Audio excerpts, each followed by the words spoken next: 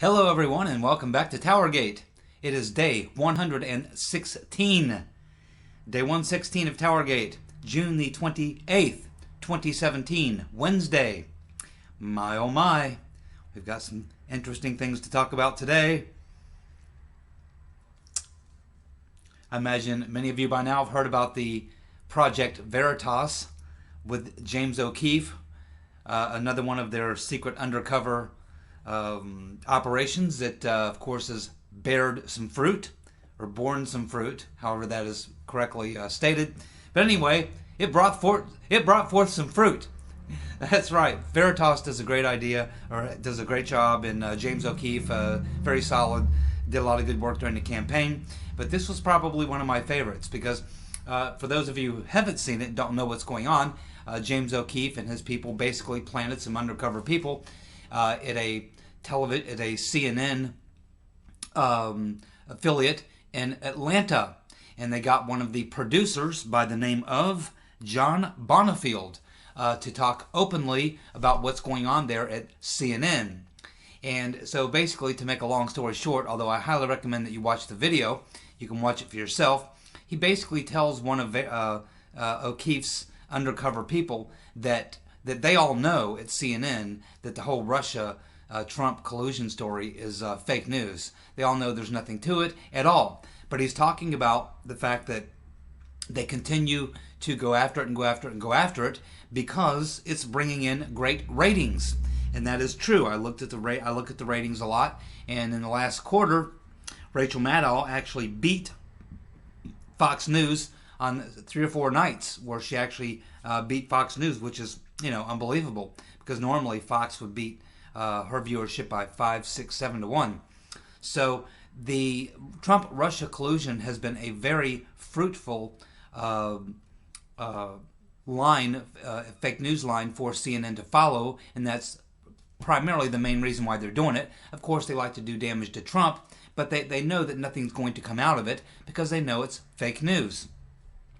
But this producer even says at one point, well, we could probably get off of it, if NBC would get off of it. But that's our competitor, and they won't get off the story, so we have to stay on the story. So it looks like MSNBC and CNN fighting for those ratings, and right now it appears to them that their ratings are best served by writing that Russia-Trump narrative all the way as far as it will go, even though most everyone else realizes that it's dead.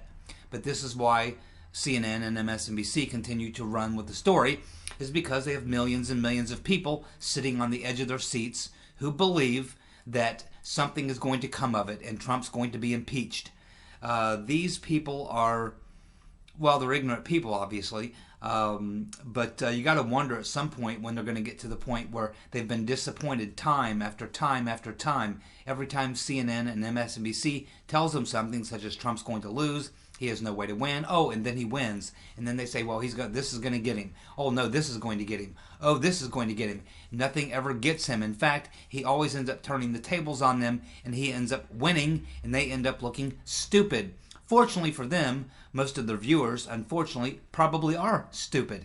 And that's why they continue to tune in, because they have this dream that's never going to come true.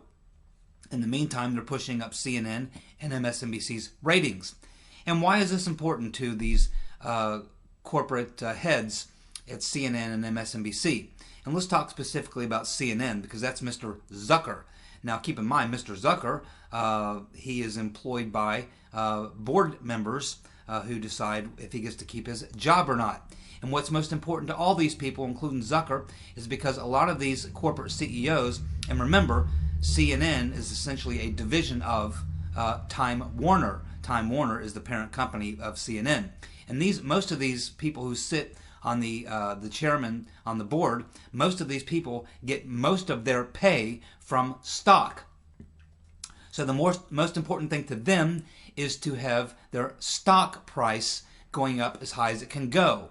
And their stock price is directly connected to the ratings. So anything that Zucker can do to get the ratings up helps the stock, which means they all take a lot of their pay in stock. And so they really don't care if they promote fake news. They really don't care if they promote lies. They really don't care if they just try to tear down the president.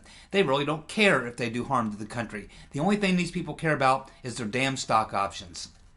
That's all they care about. These people are not people with a background in journalism. These are not old gumshoe reporters from the 1940s who have been in the news business for 40, 50 years, the way that it used to be. These news organizations now, the people running these news organizations, they're basically Wall Street traders who worked their way up into the higher levels of the corporate banking world, and they move on over into the media business. Because it's a business. It's about making money. It's about moving those stock options in the right direction. And the media, the so-called news, is just a vehicle, like any other vehicle to these guys. Companies to these guys don't mean anything, really. They don't care what the company makes, what they produce, if it's good, if it's bad. They really don't care. They care about the bottom line, which is the value of their stock, because that's how most of them get paid. So this is something that needs to be looked at by the FCC. They need to take a look at these people because these news and newspapers and news stations, they are licensed. There are supposed to be some standards. There are supposed to be they are supposed to be functioning as news organizations. If they are knowingly putting out false news, fake news, if they're doing this, they should be taking a serious look at their licenses. And certainly at this point, the Trump administration should ban CNN from any press briefings or any media events at the White House or anywhere else, because they are no longer, it is now obvious, and I think that this video, this is kind of like with WikiLeaks. It didn't tell us that Clinton and the DNC and the media were colluding against Bernie. It only provided the physical evidence. Everyone knew it was happening anyway. All that did, the WikiLeaks, all it did was prove what they already knew. And the same is true with this Project Veritas video by James O'Keefe. It's not like he told us anything new. We all know what's going on there with CNN, but what he really did was he got someone on video, a producer from CNN, to basically say what they all know there at CNN, which is that they are putting out fake news. Once again, Donald Trump has been vindicated. He is having a lot of victories lately. I don't think he's tired of winning yet, and I'm certainly not tired of winning. We just started winning. But there's no question that since that special election in Georgia, since the Supreme Court decision, and since the testimony by Jay Johnson and the final testimony by James Comey, this entire Russian narrative has collapsed. We now know for sure. We have evidence of what we already knew, which is that CNN, a child of Time Warner, is a fake news outlet. They know they're producing fake news. They're doing it for the money. They're doing it for the money. They would sell their own mother for $1. These are some nasty, nasty people, and you can understand why they hate Trump so bad, because you actually have a guy who's coming in and he's trying to clean the place up, and a dirty DC is the environment that these type of swamp creatures. This is the type of environment that they thrive in. They thrive in this environment. By the way, that list that Mara keeps putting together is expanding every day. I just looked at it. There's some new names on there. Outstanding job, Mara. And all those of you who are helping her and contributing to creating that list. And I love the idea. I don't know if it was Donnie or which one of you guys came up with the idea for the playing cards. It may have been Mr. Shapa or Donnie. I can't remember which one of you guys came up with that. The idea for the deck of cards, the swamp creatures. I'm telling you, one of you guys ought to actually do that and put those cards on eBay and find some other places where you can sell those trading cards. You might just have created a nice little profit for yourselves, because there's probably lots of people who would like to buy a deck of cards with the swamp monsters. And the beautiful part about it is these people are politicians, which means they're public property, which means you don't have to worry about being sued or paying licensing fees.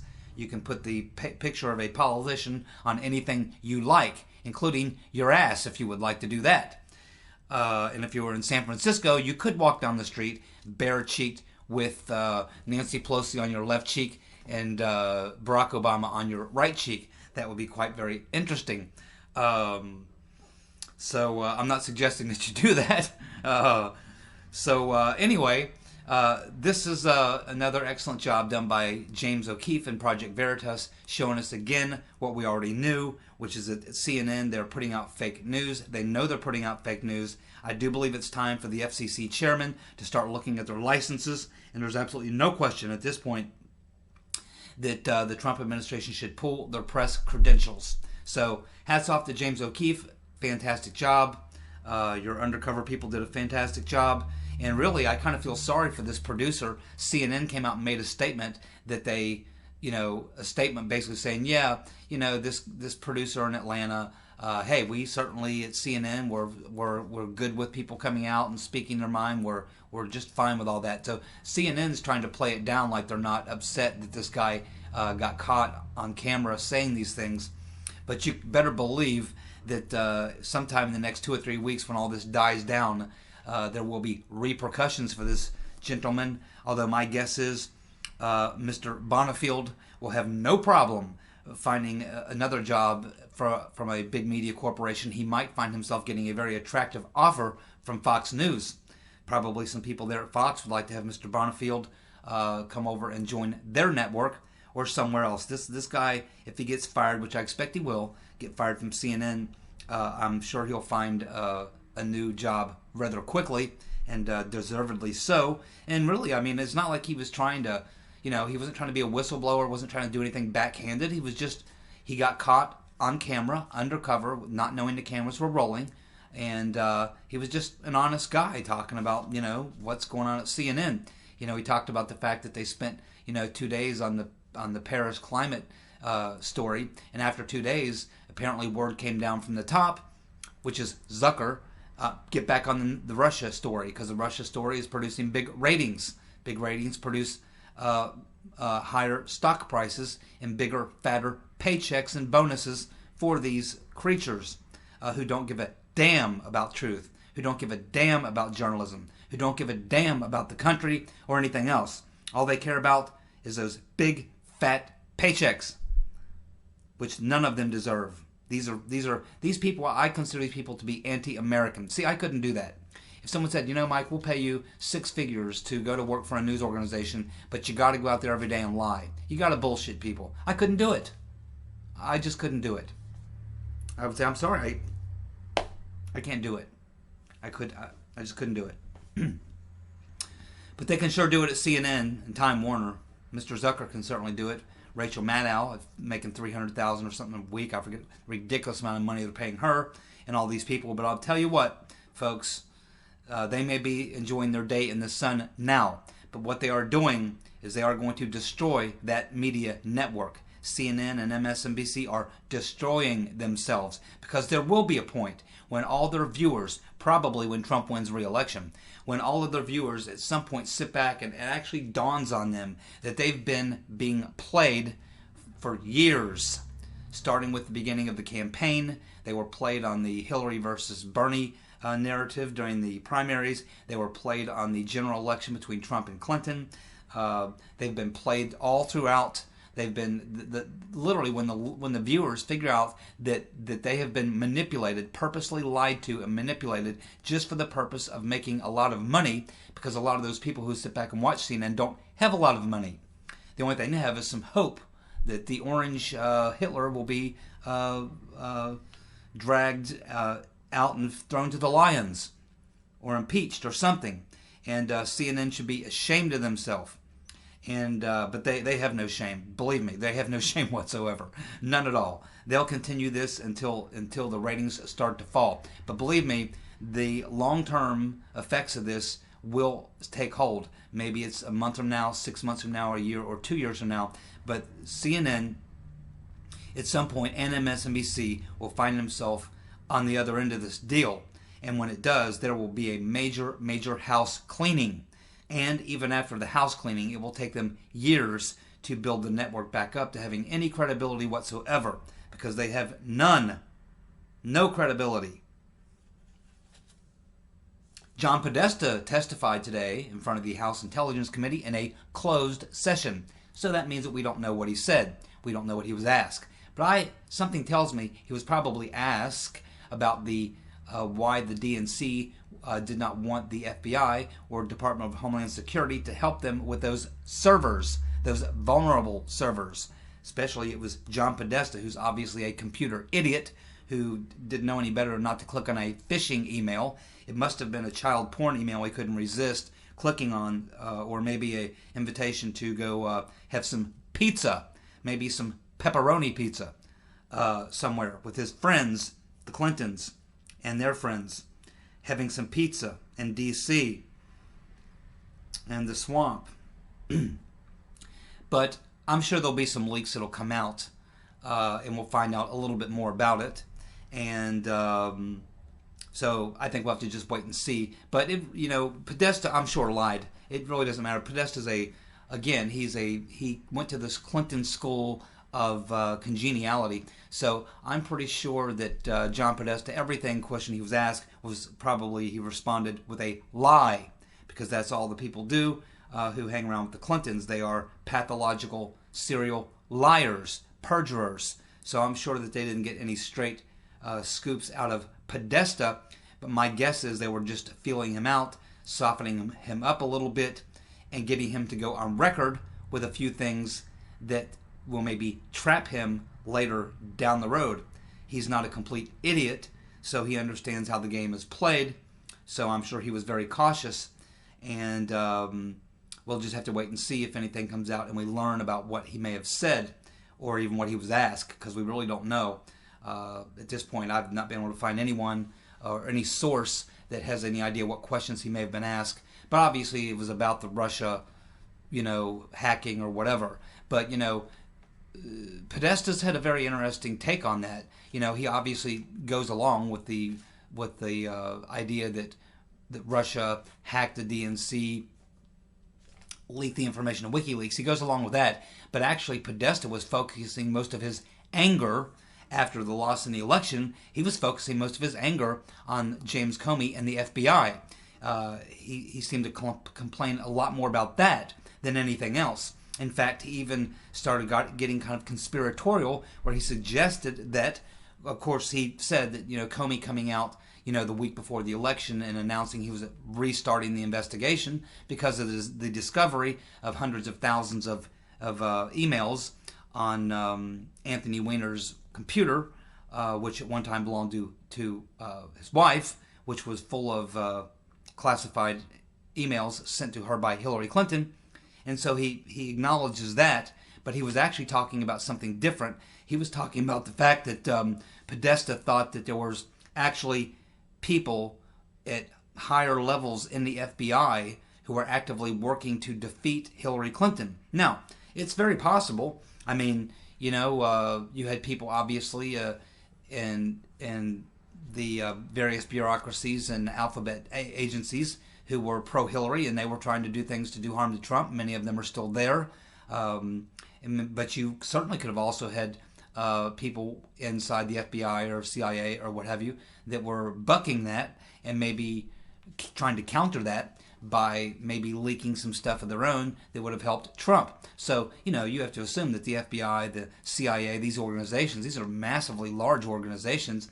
Certainly you're going to have people in there who support, some who support Trump and some who support Clinton or what have you. So it's not totally unreasonable to suggest that. I think he put more emphasis on it than he needed to.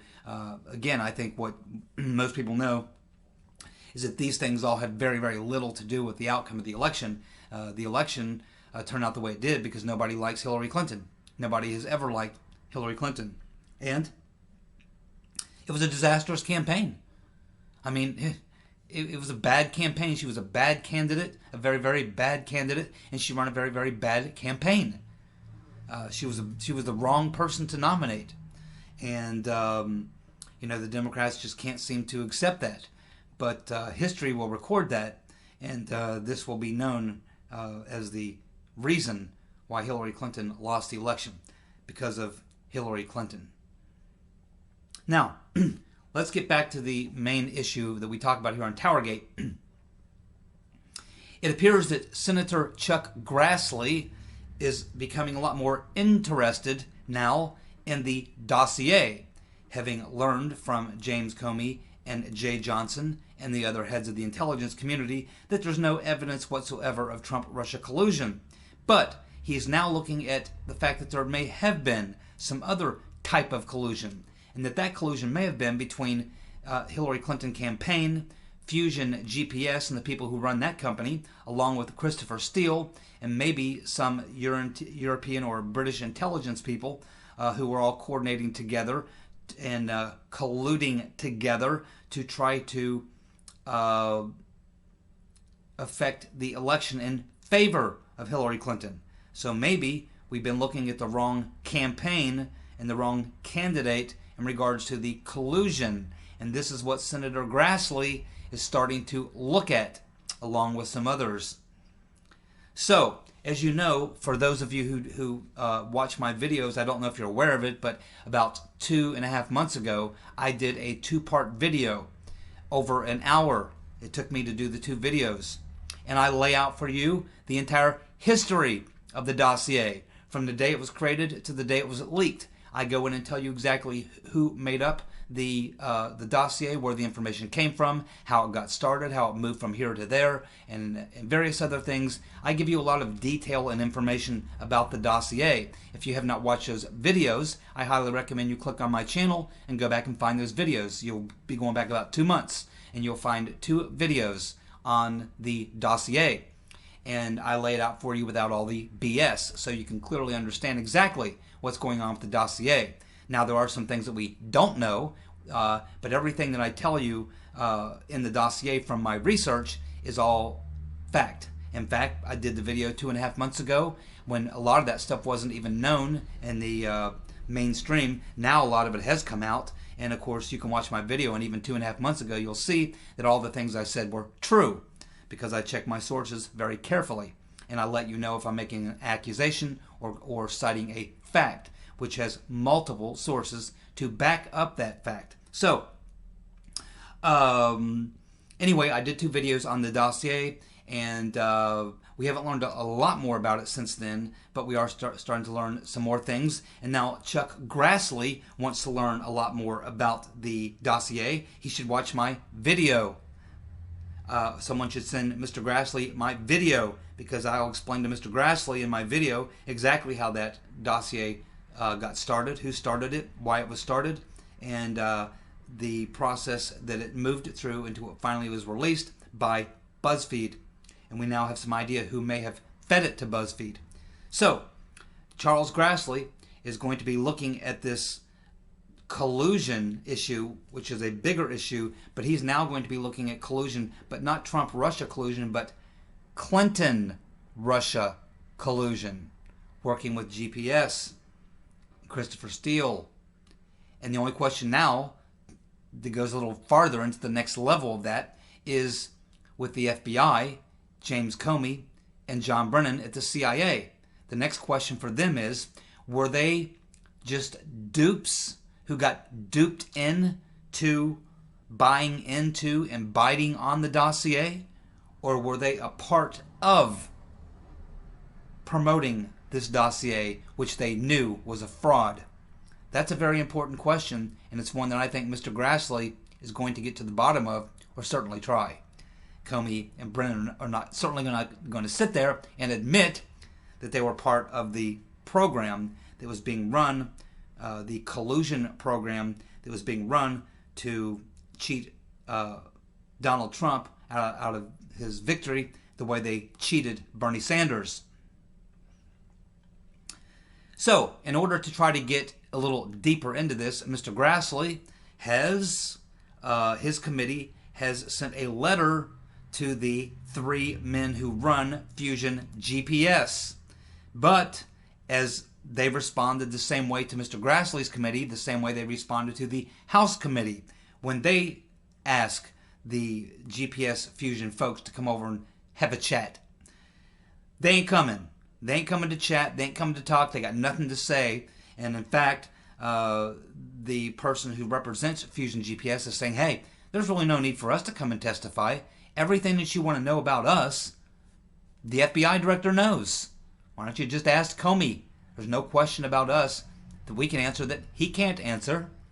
Well, if you remember, when the hearings were going on and James Comey was asked about Fusion GPS, he said that he really didn't want to talk about that, and he really had nothing really to say about Fusion GPS other than admitting that they were, of course, the people who put together the dossier along with Christopher Steele, and that he said it was salacious and that it was unverified. And that's pretty much where Comey left it. Clearly, he didn't want to go down that path and have that conversation because Mr. Comey has to make sure that he looks like an innocent dupe. Comey wants to make it look like he was getting intel about what was in the dossier from his agents in Rome, his field agents in Rome, who were feeding him bits and pieces. And then one day, after getting bits and pieces of this stuff that found its way into the dossier, John McCain walks in his office and drops the entire 35-page dossier on his desk, which he had just retrieved from Mr. Green, or Mr. Steele, Christopher Steele. And at that point, Comey probably wants us to believe that he looked at the dossier and said, wow, this 35-page dossier that you just brought me over from your buddy Christopher Steele in London, it matches up very, very closely with this stuff that I've been getting out of my field agents in Rome. Now, this is what he wants us to believe. But I find it very difficult to believe that James Comey could be quite that stupid, quite that naive. I find it very difficult to believe that the FBI director and his people working in the field under him would not have sniffed out this thing. If they were duped that easily, then we are in deep trouble, people, because that means our intelligence community and our FBI are a bunch of dupes. They're Keystone cops. They're dumber than a football bat. Let's just hope that's not the case. We had one of two choices. Either James Comey and the FBI are dumber than a football bat. These people are completely incompetent. They're a bunch of rectal rim shots. Or they're corrupt as hell. You pick. Okay. Now the co-founder of GPS is Peter Fritsch. He is a big-time contributor to the Hillary Clinton campaigns, both of her campaigns, and the first time she ran against Obama, and of course in her most recent campaign against Trump. Both he and his wife have attended multiple fundraisers for Hillary Clinton and her political aspirations. So he is one of the co-founders of Fusion GPS, which is the people who produced the dossier. The other two founders are Thomas Cater, I'm sorry, I can't read my own writing. Thomas Cater, who's a former editor for a Mexican business magazine. Now, what's interesting about this man is that his wife, he's a Mexican businessman, his wife sits on the board of this group of advisors that is connected to the lawmaking and the law writing and the business between U.S. and Mexico, and is very deeply connected to the NAFTA trade deal. And she's been involved in that since the beginning of the NAFTA trade deal. And so it's very, very important to this man and his wife that the current trade deal that we have with Mexico via the NAFTA trade agreement remain intact. And we all know that Trump wanted to unwind the trade agreement with Mexico and wanted to kill NAFTA altogether. Now he has kind of backed down from that, and he's still working with NAFTA, but they are making changes through his trade representative in that trade agreement with Mexico. And so this is a reason why this man and his wife, who's another one of the co-founders of Fusion GPS, may have wanted to see Trump lose. And of course we know about the other man, Glenn Simpson, who was a veteran reporter for the Wall Street Journal. And it was Mr. Simpson who had the contact of Christopher Steele, because in his years as a journalist, he had built up numerous contacts with intelligence people and politicians and business people around the world. And apparently one of them was Christopher Steele. And so when he wanted to put together some dirt on Trump for money, Christopher Steele was the man he turned to, knowing that Mr. Steele was also a Trump hater. And probably what was bigger and more important to to Mr. Steele is he is the ultimate Putin hater. Despises Putin. And even before he was working on this thing against Trump, doing work for Fusion GPS, he's been very, very busy working with the Atlanticists, which is a group of anti-Putin Russians and other Europeans who want to try to get rid of Putin. And so this is the person that Glenn Simpson turned to try to dig up some lies and some dirt on Donald Trump. So these are the three men from Fusion GPS. Peter Fritsch, Thomas Cater, and Glenn Simpson. They do not want to come and testify in front of the Senate Intelligence Committee. They do not want to respond to any letters. They do not want to produce any documents. They don't want to cooperate at all. They don't want to be even involved in any of this. As far as they were concerned, they were in there to throw out some garbage, take the money, and go home. And of course, they don't want to ruin their reputation because the company still exists and they still do political opposition research, if that's what they call it. Basically what it is they dig up dirt on your opponent. And they primarily work for Democrats. They like Democrats, they hate Republicans. This is what Fusion GPS is all about. And Mr. Grassley wants to learn a little bit more about the goings-on of Fusion GPS. Fusion GPS also was hired by Planned Parenthood in 2015 to cause disruptions and to get dirt on pro-life activists. So as we can see, they get involved in a lot of nasty political operations.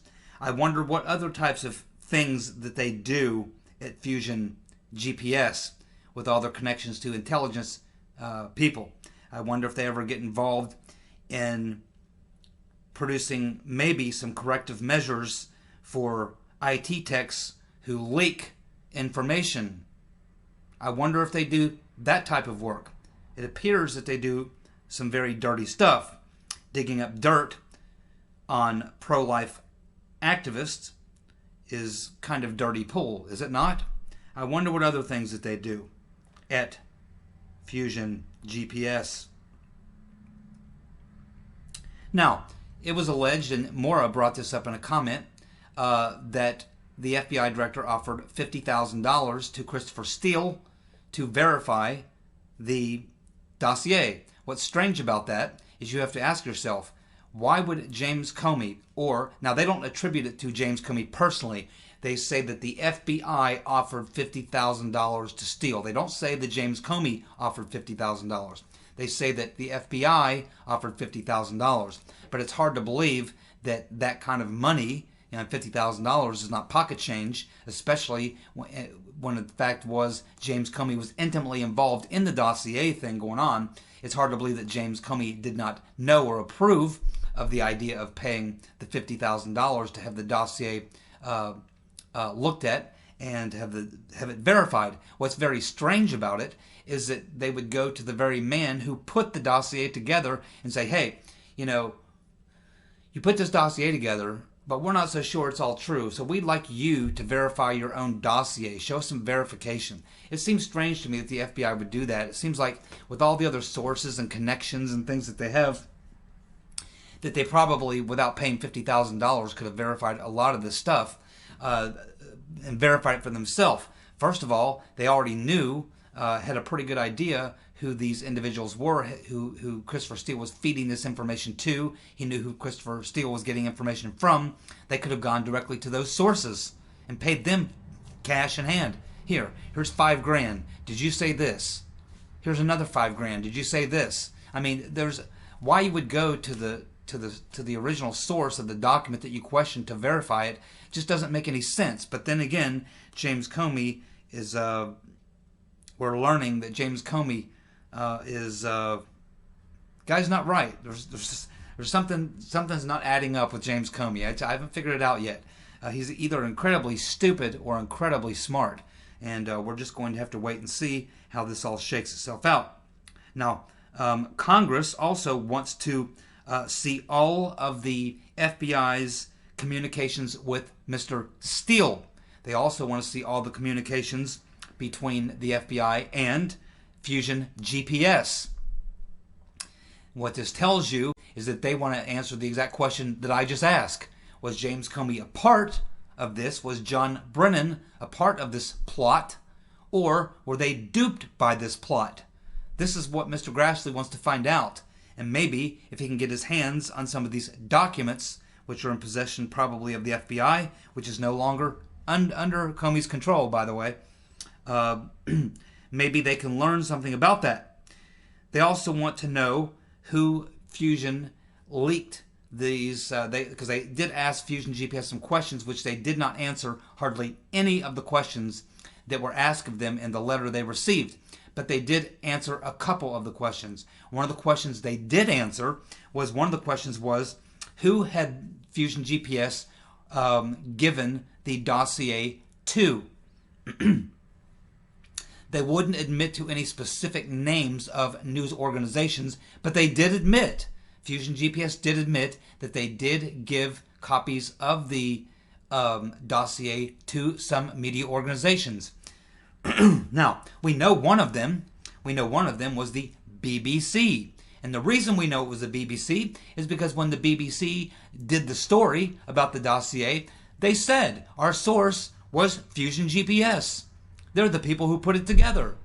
So we know for a fact that that the BBC admitted that they got the dossier from Fusion GPS, and Fusion GPS admits that they gave it to other media outlets.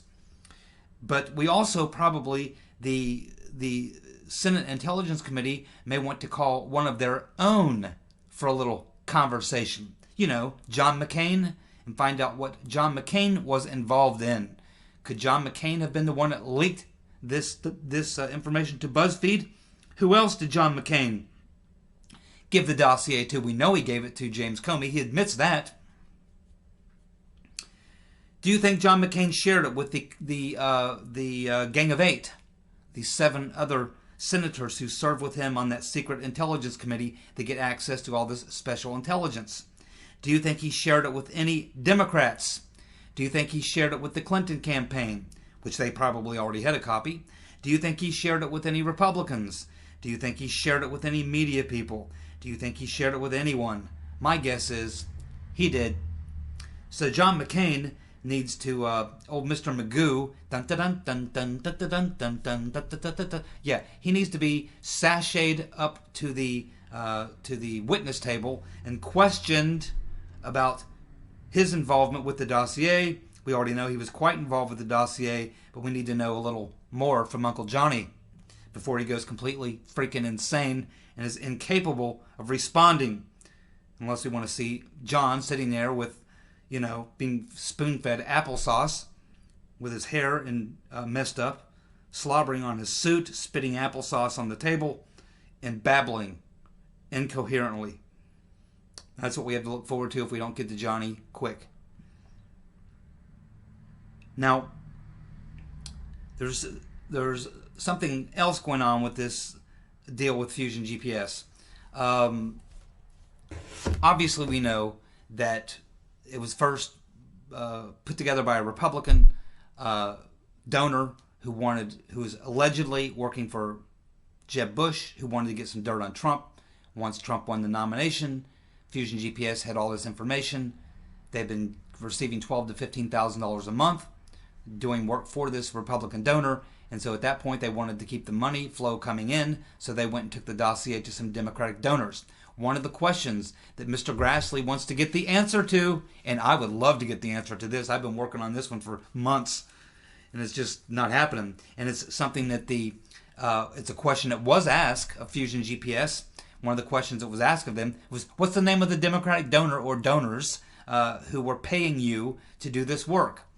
And of course, they responded to that. GPS responded by saying, you know, we actually reached out to these Democratic donors, to the people who were paying us, and they said that they do not want us to disclose that. So, based on our First Amendment rights and based on the confidentiality we have with our client, we are not going to give you the names. Not in a letter, not in a phone call, not in a hearing. No way, shape, or form will we ever disclose to you who the Democrats were who were paying us the 12 to 15 grand a month to produce the dossier and the information in the dossier for them. So, Charles Grassley believes that there may be another way to get this information, and that's what he's going to be working on. And I think what's going on in the back of his mind and mine is everything's got the Clintons' name on it. You know what I mean? Everything. I find it very difficult to believe that this expenditure of money was done without the Clintons knowing about it, without the Clintons having a role to play in it.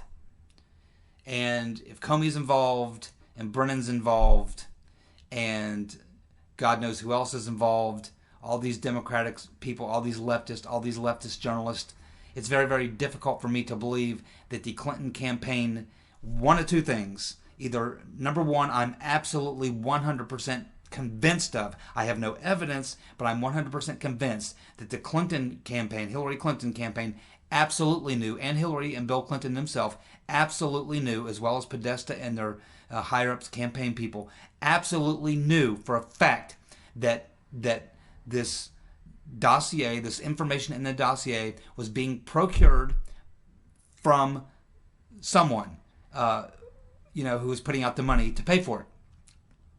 I'm absolutely certain of that, and that's a problem. That is a problem. It's a legal problem for Hillary Clinton and anyone who was involved in that, as well as Fusion GPS, Christopher Steele, because now they're acting as foreign agents, disrupting a political campaign, engaged in collusion, engaged in sedition. These are crimes.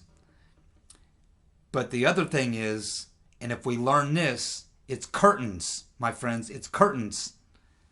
Is it possible that Hillary Clinton, her campaign, now she would have done it through surrogates, but that it was the Clintons and the Clinton campaign that they went to directly. Maybe Glenn Simpson went directly to the Clinton campaign or used a third party who knew the Clintons or people at the Clinton campaign, and it was Hillary Clinton personally that was working and paying the tab to GPS Fusion for the dossier.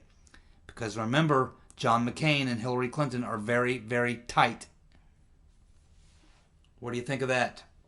What happens if we learn that John McCain and Hillary Clinton were the two primaries involved in funding the dossier, the continued funding of the dossier, the continued payments being made to GPS coming from Hillary Clinton, with John McCain working in the shadows as the hatchet man, waiting to come and stab the president in the back when he was least expecting it. John McCain certainly would have given this information to the Clinton campaign as soon as he got his greasy little paws on it. I find it very difficult to believe that Hillary Clinton would not be made aware of this, and I am about 50-50 feeling about 50-50. I'm not 100% convinced, but I'm feeling pretty strong about the fact that Hillary Clinton may have in fact been the person. Again, she would do it directly out of her own pocket. She would use a surrogate to do it, but it can be tracked down. These people can be brought in, and they can be they can be grilled, they can be pressured to talk, and maybe give up Hillary Clinton. And maybe we will learn that Hillary Clinton was the one who was paying Fusion GPS, and that John McCain was her, working with her, along with her man on the inside, John Brennan, leaving poor James Comey like a confused pup, not knowing what the hell was going on around him, as they played him for a fool. That's what it looks like to me. That's TowerGate, day 116, June the 28th, 2017, Wednesday. Thank you for tuning in. Thank you for all your comments and thumbs up and all that you guys do to support me. I appreciate it. Look forward to being back tomorrow. And as Maura would say, for some more drip, drip, drip. Good night.